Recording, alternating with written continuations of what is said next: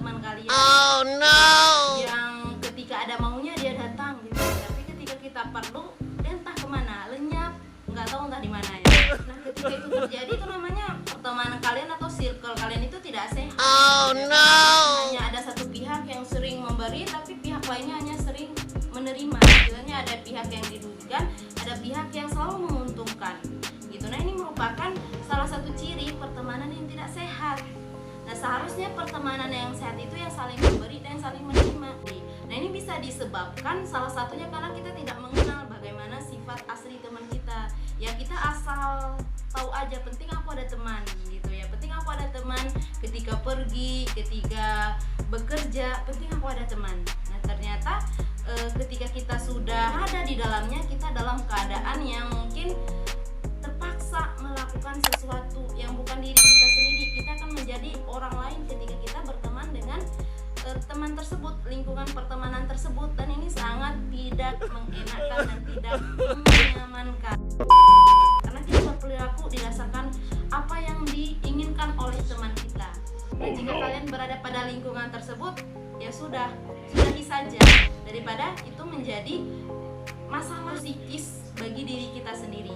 Ini merupakan suatu pertemanan yang tidak harus kalian pertahankan.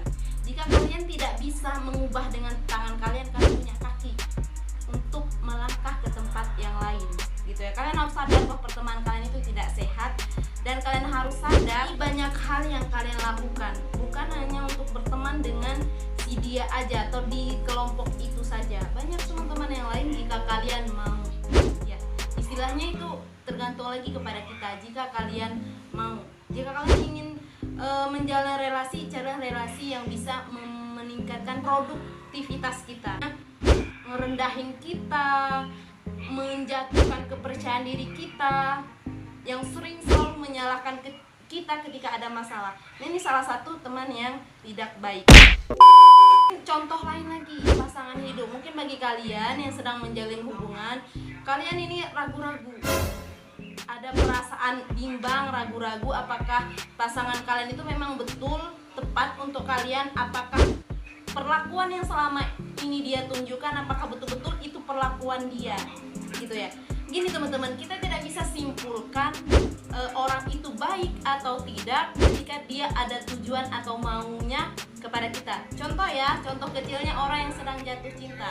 Orang yang sedang jatuh cinta kita tidak bisa simpulkan. Orang yang jatuh cinta yang memperlakukan kita baik, yang mengiyakan semua keinginan kita nggak bisa simpulkan dia adalah orang yang baik, bahwa dia adalah memiliki sifat atau karakter yang baik gitu ya istilahnya. Kita nggak bisa simpulkan. Ya namanya juga sedang jatuh cinta gitu ya, dia akan berusaha untuk berlaku manis, dia akan berusaha untuk memanipulasi perilakunya agar dia diterima oleh seseorang yang membuat dia tertarik. Nah makanya kita nggak bisa simpulkan bahwa orang tersebut baik atau tidak dari dia memperlakukan kita pada saat kondisi dia menginginkan sesuatu dari kita, karena dia ada tujuan.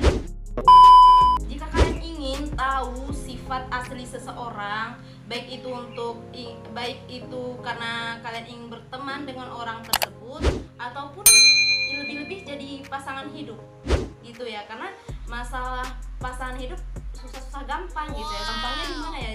Ya tinggal ijab kabul gitu ya, tapi susahnya apa? Menjalaninya seumur hidup. Jadi ya memang betul-betul harus dikenali bagaimana sifat asli mereka. Ada beberapa situasi kondisi kita bisa melihat sifat asli seseorang itu atau kebiasaan yang sering mereka lakukan itu seperti apa. Yang pertama itu kondisi di mana mereka dalam keadaan susah. Ketika kita mau lihat karakter asli seorang itu, ujilah dengan kesusahan, ujilah dalam keadaan susah. Bagaimana sikap mereka dalam menghadapi itu semua. Dari situ juga nanti tergambar pola pikir mereka bagaimana. Jadi kita bisa lihat dari mereka merespon masalah tersebut, apakah dengan diam, apakah dengan sabar, apakah dengan bijak gitu, apakah dia bertanggung jawab atas semua itu, atau malah dia menyalahkan orang lain atas permasalahan tersebut, menyalahkan keadaan gitu. Dia mencari kesalahan di luar diri dia sendiri. Nah itu akan nampak sifat asli seseorang.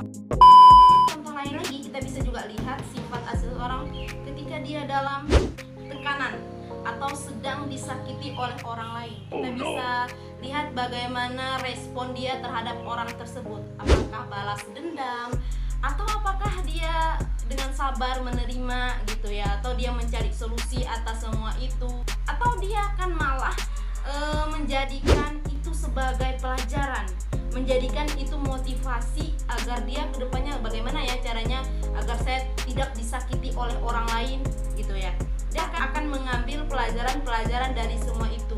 Positive thinking. Ada juga yang langsung negative thinking gitu ya, yang mungkin membalas perlakuan orang yang disakiti itu. Kondisi kedua, kita bisa juga lihat karakter asli seseorang itu dalam keadaan kita melakukan perjalanan dengan beliau.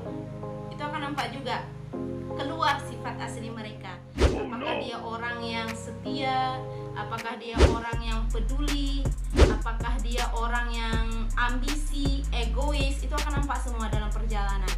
Karena ya 2x24 jam kemungkinan kita bersama dia, karena kita melakukan perjalanan bersama dia dan tidak ada orang yang kita kenal selain dia. Ini nampak teman-teman dari perjalanan yang kita lakukan, apakah itu 3 hari, 4 hari, 5 hari atau seminggu. Sedikit banyaknya sifat mereka akan keluar.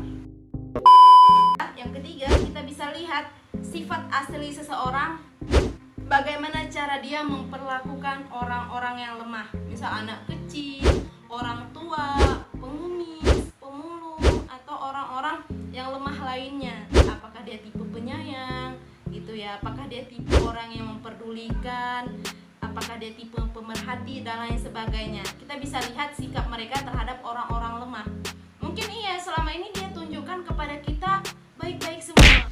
Dia selalu mengantar makanan gitu ya. Dia selalu ada ketika aku lagi kesusahan. Dia selalu membantu aku gitu ya. Ya namanya juga orang yang ada tujuannya, pasti dia akan berperilaku baik. Nah, coba lihat bagaimana dia dengan orang lain gitu. Misal contoh ya pengemis.